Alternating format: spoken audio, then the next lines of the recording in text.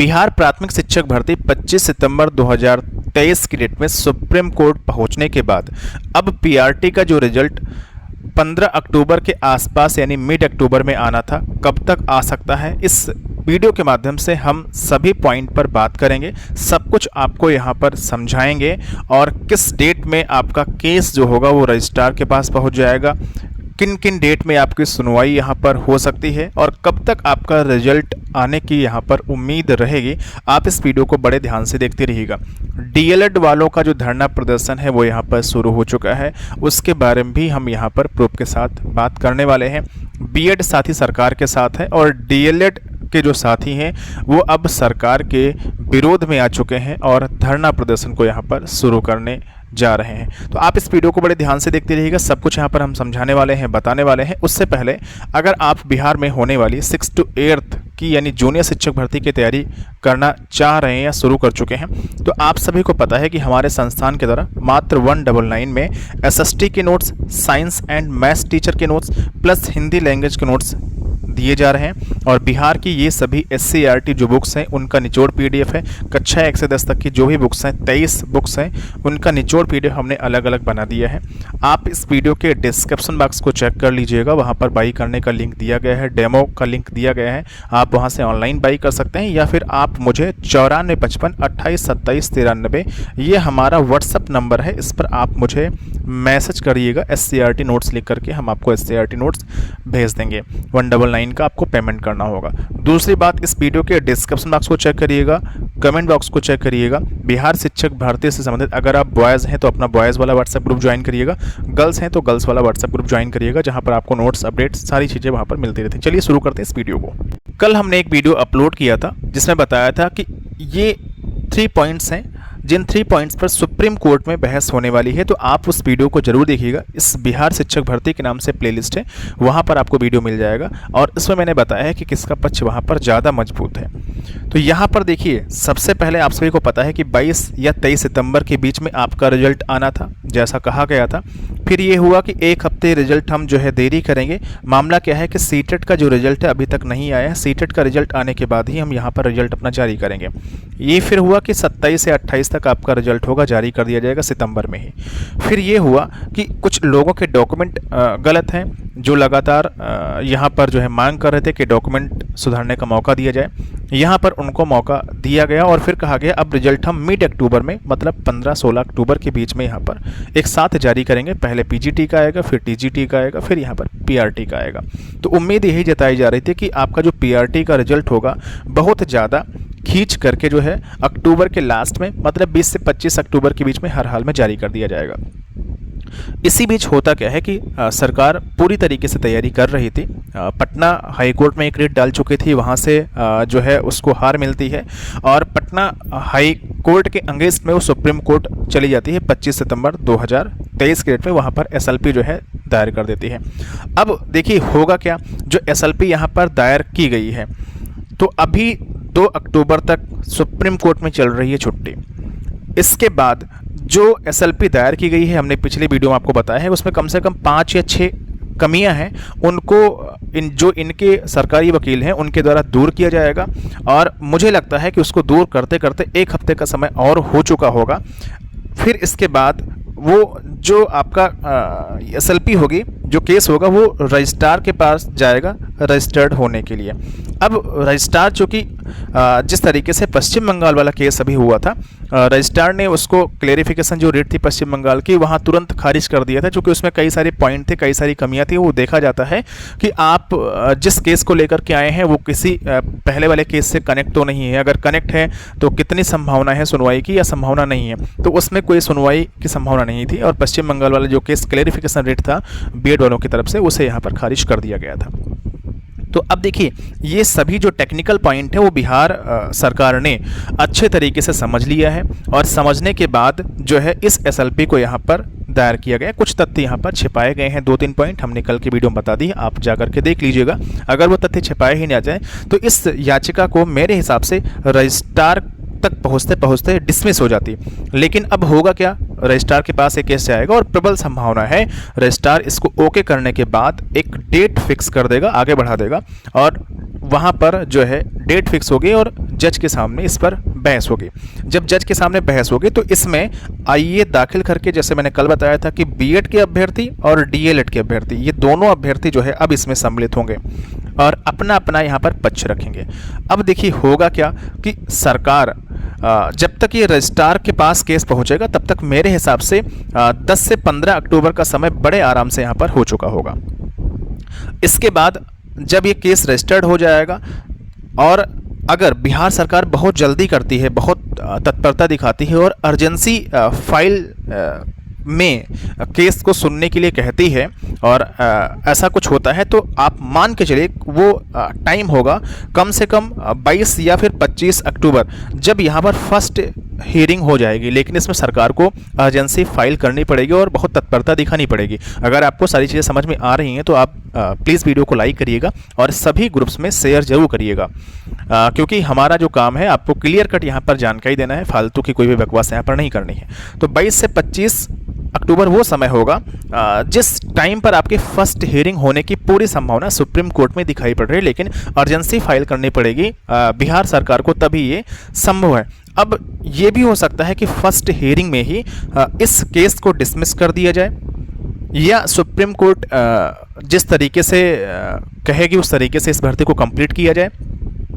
अब जब यहाँ पर 22 से 25 के बीच फर्स्ट हियरिंग होगी तो इसमें यही प्रे किया जाएगा बिहार सरकार की तरफ से, चूँकि हमारा नोटिफिकेशन बहुत पहले का था और 4 सितंबर को हमें पता चलता है एनसीटीई की तरफ से कि बीएड वालों को पीआरटी से बाहर कर दिया गया है और हमारा नोटिफिकेशन 30 मई 2023 का है। तो लिहाजा हमें इस भर्ती में, प्राथमिक शिक्षक भर्ती में बीएड वालों को मौका दिया जाए। तो अब देखिए 2 और रिट थी जो कि मैंने बताया था 11 अगस्त 2023 और 28 अगस्त 2023 वाली। एक रिट पटना हाई कोर्ट से जो खारिज हो चुकी है, जिसके अगेंस्ट में एसएलपी फाइल हुई सुप्रीम कोर्ट में। दूसरी भगवान कृष्ण वाली एक याचिका थी जो सीधा सीधा इस केस से ही कनेक्टेड है और भगवान कृष्ण ने तब जो है इस रिट को फाइल किया था जब यहाँ पर बीएड वालों को नोटिफिकेशन में मौका दिया गया था। तो सीधा सीधा कनेक्टेड है और उस जो याचिका में सुनवाई हुई है, जो जजमेंट आया है 28 अगस्त की डेट में, उसमें मैंने पिछले वीडियो में बताया भी है, दिखाया भी है कि उसमें साफ साफ कहा गया है कि 11 अगस्त 2023 वाला जो फैसला हमने दिया है उसके आधार पर इस भर्ती को कंप्लीट किया जाए। तो या तो फर्स्ट हियरिंग में ही केस की समाप्ति हो जाएगी या फिर ये होगा कि बीएड और डीएलएड दोनों को यहाँ पर जो है बुलाया जाएगा अपना अपना पक्ष रखने के लिए, चूँकि ये लोग भी आईए दाखिल करके पहुँचेंगे तो इनको भी जो है मौका दिया जाएगा कि आप यहाँ पर आएँ। या तो फर्स्ट हियरिंग में केस की समाप्ति हो जाएगी तो 22 से 25 का वो टाइम रहेगा, लास्ट अक्टूबर तक ऑर्डर आ जाएगा। इसके बाद नवंबर में 10 नवंबर तक आपका रिजल्ट आने की प्रबल संभावना रहेगी अगर फर्स्ट हियरिंग में ही यहाँ पर सुनवाई खत्म हो जाती है और जिस तरीके से सुप्रीम कोर्ट कहेगी उस तरीके से रिजल्ट यहाँ पर प्रिपेयर कर लिया जाएगा। इसके अलावा यहाँ पर बीएड और डीएलएड वालों की अगर सुनवाई होती है, ये भी अपना पक्ष रखने के लिए जाएंगे बीएड और डीएलएड वाले, तो कम से कम मुझे लगता है कि 2 या 3 हियरिंग होंगे और 2 या 3 हियरिंग में ही इस केस की समाप्ति हो जाएगी और इसमें बिहार सरकार को तत्परता दिखानी होगी, तभी ये केस मेरे हिसाब से बहुत जल्दी अगर होता है तो नवंबर में इस केस की सुनवाई अंतिम हो सकती है डीएलएड और बीएड को समाहित करते हुए। तो ये चीज़ें यहाँ पर हो रही हैं। कुल मिलाकर के अक्टूबर में रिजल्ट आने की बिल्कुल भी पॉसिबिलिटी नहीं, अक्टूबर में रिजल्ट नहीं आ पाएगा। अगर फर्स्ट हियरिंग में ही केस कंप्लीट हो जाता है, जो भी ऑर्डर होगा उसके हिसाब से यहाँ पर रिजल्ट अगर प्रिपेयर किया जाए तो आप मान के चलिए कि 10 नवंबर तक आपका रिजल्ट आ जाएगा। लेकिन अगर फर्स्ट हियरिंग में इस केस की समाप्ति नहीं हो पाती है, केस आपका चलता रहता है, तो मान के चलिए कि नवंबर का जो पूरा महीना है वो इस केस में चला जाएगा। 2-3 हियरिंग कम से कम जरूर होंगी, बीएड और डीएलएड को पक्ष रखने का मौका दिया जाएगा। फिर आपका जो रिजल्ट होगा वो दिसंबर में ही आ पाएगा, उससे पहले आने की कोई भी उम्मीदें यहाँ पर नज़र नहीं आ रही हैं। तो अब देखना दिलचस्प होगा कि कितनी हियरिंग में इस केस की यहाँ पर समाप्ति होती है, लेकिन अर्जेंसी फाइल करनी पड़ेगी सरकार को, तभी ये सब कुछ पॉसिबल है।